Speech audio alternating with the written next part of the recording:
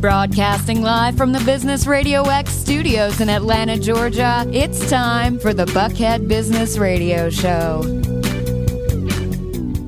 All right, Rich Casanova here, your host for today's episode of Buckhead Business Radio. So meanwhile, we have a couple of guests here joining us in the studio. We're going to be chatting a little bit later in the show with Dethra Giles. Welcome to the show. Good morning to you. Good morning to you. And I get your name right? You got I've been it. practicing it all morning in the green room. And yeah. Perfect. Nice. So I'm sure you get a lot of other pronunciations of a first and last name. So, and tell us who you're with. You're with ExecuPrep? I am. I'm with ExecuPrep consulting firm. Okay. And so HR business, right? Actually, a performance management consulting firm focusing on HR consulting, yes. Well, I was going to say that, yeah. You said it much better, yeah. So tell us your elevator pitch, if you will. Like someone says, meet you at an event. So what do you do? I do consulting for small to mid-sized businesses, helping them focus on their culture and growth. And you've been doing that since a small child, or what? Oh, yeah, absolutely. Since the lemonade stand on the corner. Right. Do you have any siblings, or? I am an only child, thankfully. Yeah. Because I was thinking that'd be probably perfect as a child. You could be managing your kids, probably the neighborhood kids and all of your enterprises. Well, welcome to the show. We're going to be excited to be chatting with you. Absolutely. Thank you. Yeah.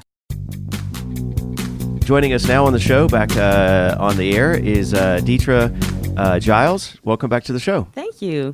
So pretty cool stuff, right? Are you getting hungry too, or was it just me? Absolutely. I'm thinking we should break now for lunch. I know exactly. Yeah, let's a little break. Yeah. So let's talk about a little bit of your background and your business. We kind of mentioned earlier is so you're affectionately known as the Entrepreneur's HR Strategist. You're a keynote speaker, executive coach, national trainer on leadership, organizational development, conflict resolution. There you go, Paul. There's some ideas there. And maybe you guys can team up. We'll talk about that in a moment. But you're a founding partner and chief consultant with ExecuPrep. And it's, like you mentioned, it's a performance management focused on HR consulting, training, and executive coaching. So, and some of your clients or people you've worked with recently or in the past has been MARTA, the CDC, the EPA, all these great initials, the big guys, all right, the Salvation Army, and what's this about Goldman Sachs? Actually, I'm an adjunct faculty for the Goldman Sachs 10,000 Small Business Program. I teach the entrepreneurs, leadership, and organizational development. Wow, well, kudos and congratulations on that, Thank you. I need every time I read somebody's impressive resume like this, I need to update mine, whatever. We kind of borrow some of your acronyms in here, or yeah? Take them. You're welcome to them. All right.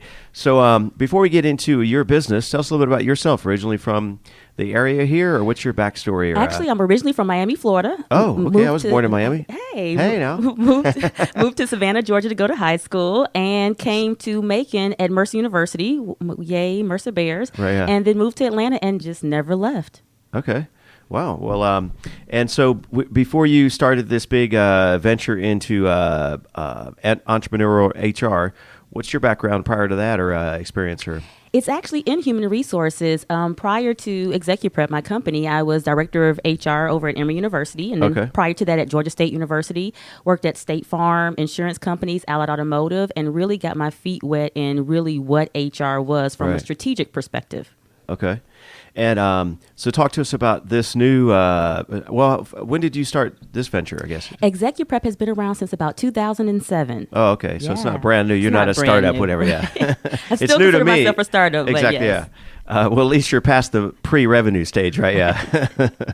Okay. So talk to us about the idea here, the concept behind Entrepreneurs HR Strategist. Well, the biggest thing is that entrepreneurs, when they start their business, it's really small. It's typically a mom and pop. Right. And as they grow, they start to realize, hey, these people in my company matter just as much as my product or service. And a lot of them have no clue what to do with that. They don't realize that they may be hiring the wrong people. They haven't established a strong culture. And even Tony Shea talks about it. Tony Shea of Zappos talks about how important your culture is to your company. And they realize, wait a minute, I've messed this all up. What do I do? Right. And I help them figure that out. Okay, so you come in and fix it. Oh, yeah, I'm a fix-it person. Nice. Yeah. HRFixit.com. Yes. Yeah. Yeah, that's interesting because we talk a lot about culture, and there's just certain brands that you just immediately go to and associate with just an amazing culture and mission statement and beyond themselves, their project or their widget. But and a lot of times we talked about how important the customer is. there's so much conversation about customer first and the customer's always right. But I mean, correct me if I'm wrong, but just from my perspective, I think you would agree. But a lot of times people put all the focus on the customer, which that does drive your business, sales, but if your employees are not happy, right? If they're not excited, if you're not treating them right, it's not just a ripple effect. That's the first connection they have is with your clients.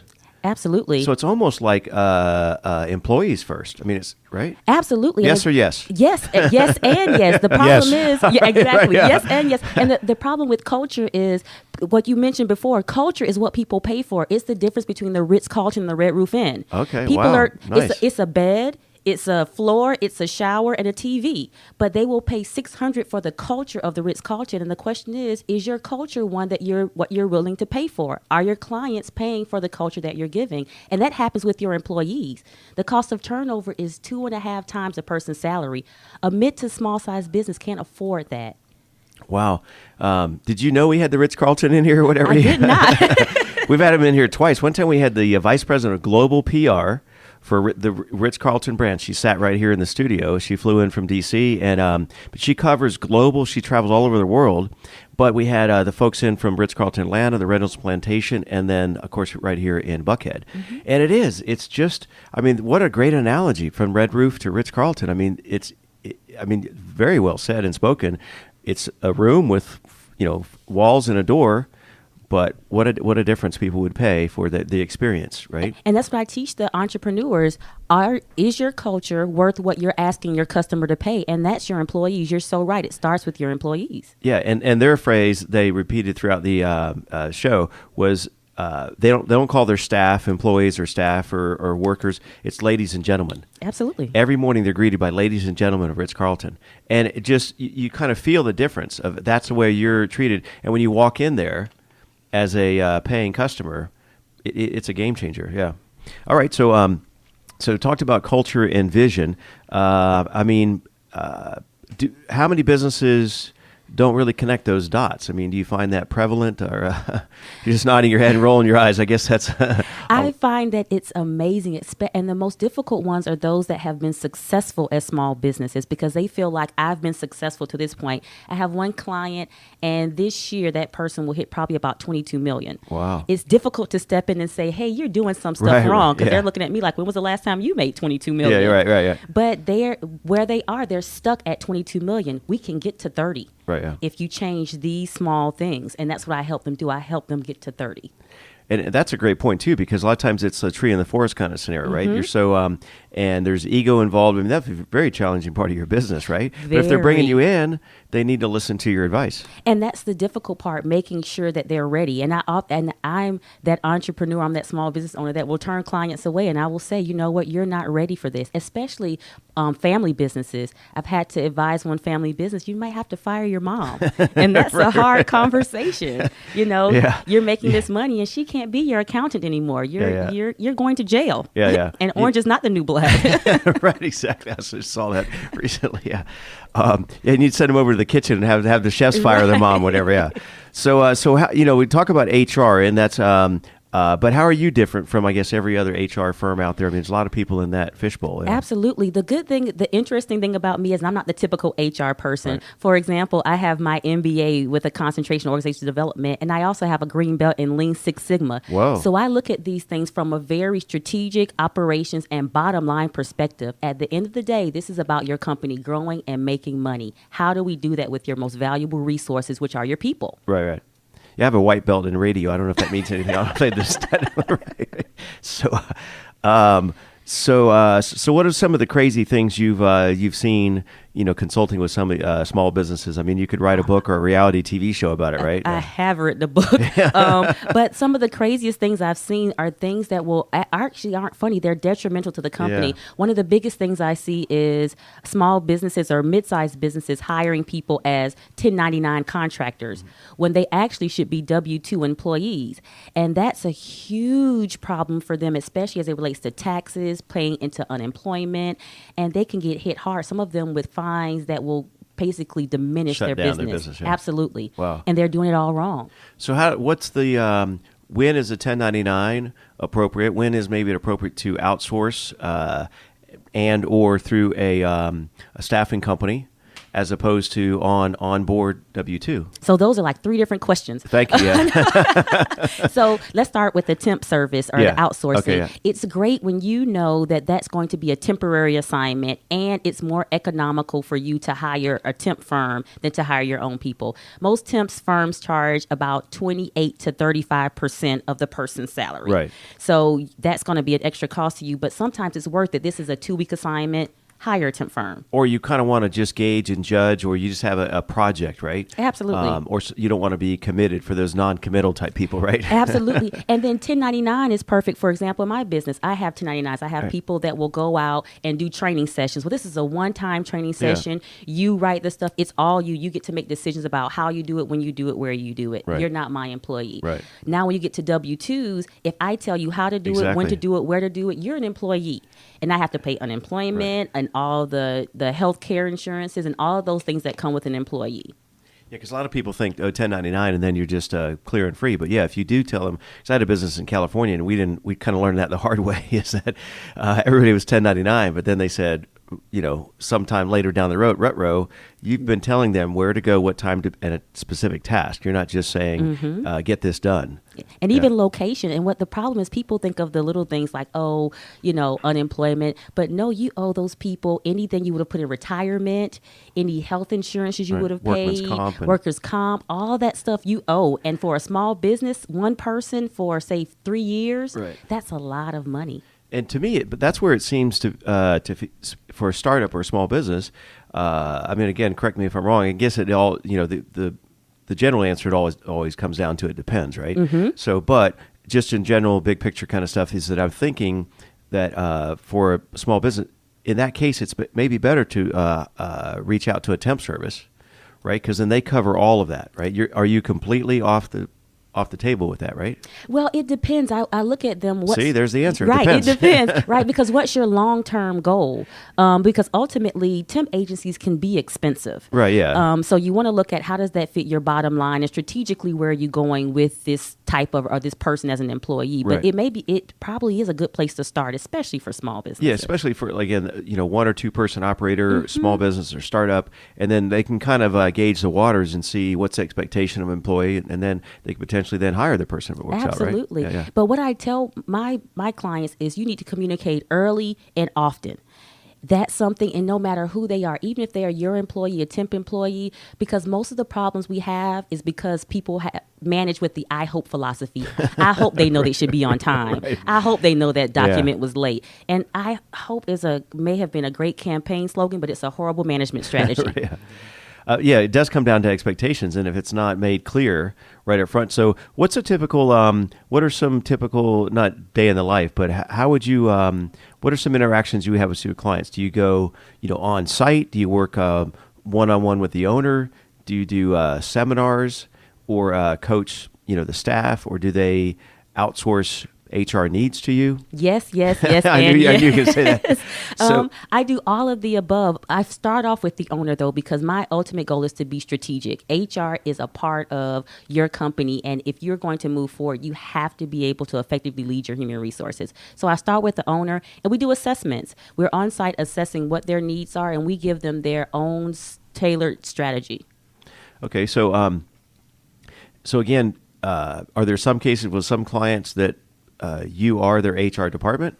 Yes, I have people that will work with me, and typically I don't remain their HR department. It's almost like a temp firm. Right. They'll outsource it for me while I help them build their own internal HR department to meet their needs. Okay. And then in some other cases, do you go in and coach or work with the HR director on site with their firm? Absolutely. I even go in and help them develop leadership programs. One of the biggest things, we talked about it earlier, is there is this huge talent gap. And there is leaders, like, for example, I tell people managers do stuff and leaders do people. And so I teach them how to develop leaders for the next generation of their business. All right. And so we're speaking with Dethra Giles and with ExecuPrep. So how would our listeners get in touch with you? They can reach me they can first of all go to the website at www.execuprep, that's ExecuPrep.com.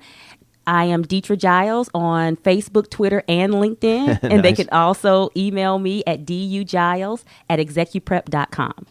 Okay, awesome.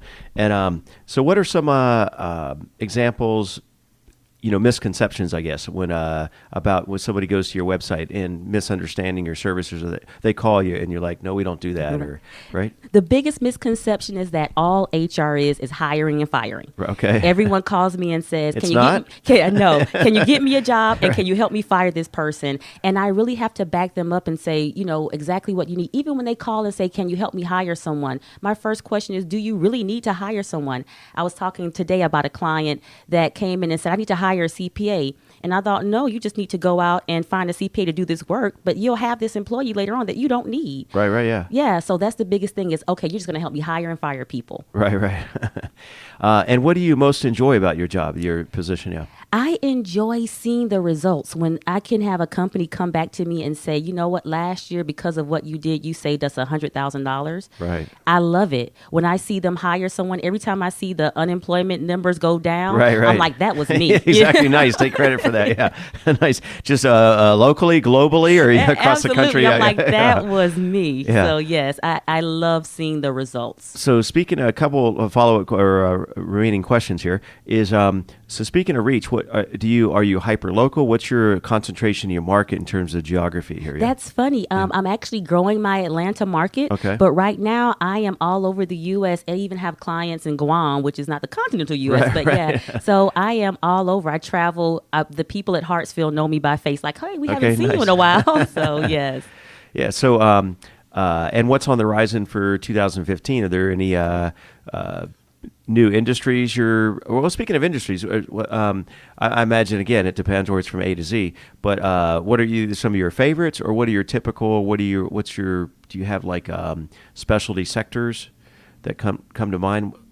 Actually, we're really going to fill up the mid-sized business space, really get into those clients that really need the help that we offer. One of the things that we're working on now is we're developing a leadership curriculum for businesses to pull throughout their organizations, locally and internationally. So that's a huge thing that's on our horizon. Yeah. And so how do you define a mid-size business? Because we hear this term a lot, small business. And yeah.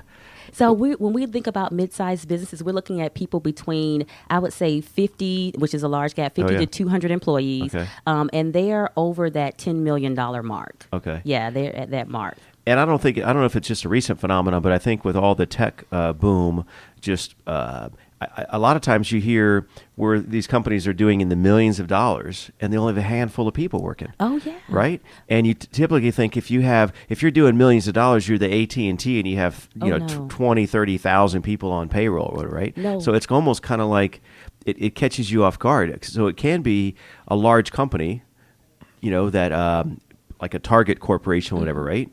But it can be somebody here at Atlanta Tech Village that is doing some crazy numbers. Absolutely. My client who I talked about that was hitting that 26 million has actually, most of the people are contractors, but only has 5 employees. Oh, come on. Only 5 employees. But you'll be amazed. One person. Well, they could hire me then. I'll be number 6. Yeah. I have no idea what they do. Yeah. Yeah. Depending on the industry, one contract could be $5 million. Right. Yeah. And all you need is 4 of those. Right. Yeah. So it's amazing what the numbers really don't tell the story. Right. Exactly. Yeah. So finally, maybe we'll open up for some conversation, discussion amongst our guests here. But is there any kind of not say niche, but what's your what types of industries do you seem to spend most of your time with? I guess. Yeah. You know what? What's been interesting for me is lately I've been in the construction and engineering market. So I have about 3 clients in construction, some in waste management. So it's been amazing that I've been attracted to that. How did that happen? Right. Who knows? I don't know. Right, yeah. But I guess people talking. If you're in that industry, you say this. She helped me out. She was wonderful. You need to call her.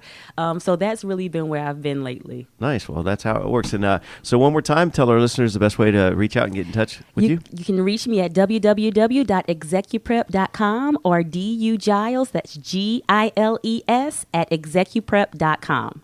Awesome. Well, pleasure having you here in the studio Thank you for having me. Learning about what's your business and what's going on. So I don't know if Paul or you all have any questions here or thoughts?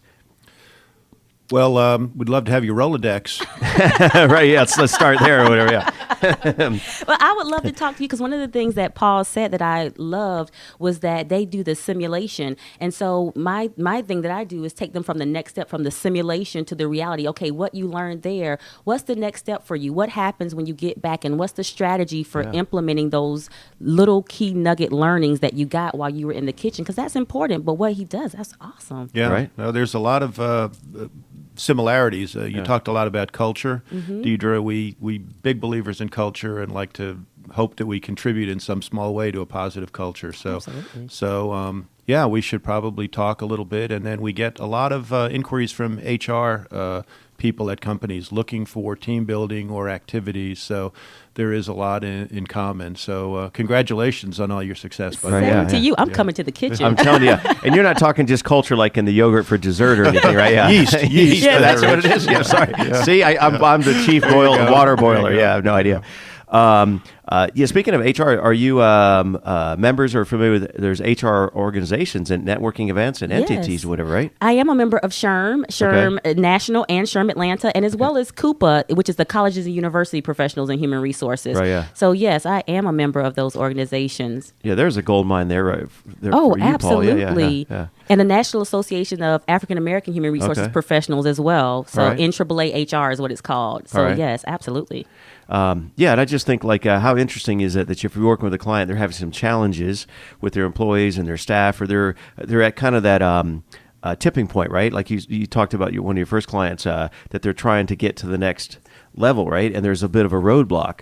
And so, I mean, you put them in in that type of environment in the commissary and experience that. There's some interesting stuff could come out of that, yeah. Besides just great recipes, yeah.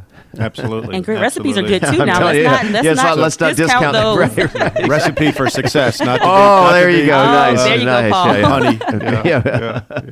honey. Speaking of recipes, I mean, so you have these go-to menus, right? But at the event, what's the creative boundaries?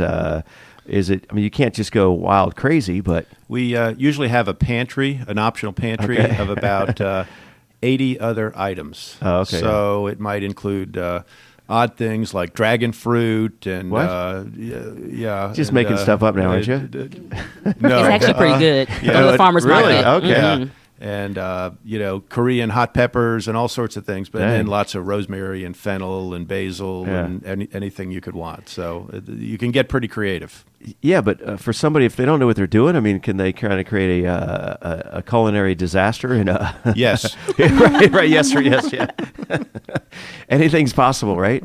All right, y'all. Well, it was a pleasure having you in the studio and on the show this morning. It was just very entertaining, and I want to thank everyone for tuning in. Rich Casanova here for Buckhead Business Radio X, and we'll see you this time next week.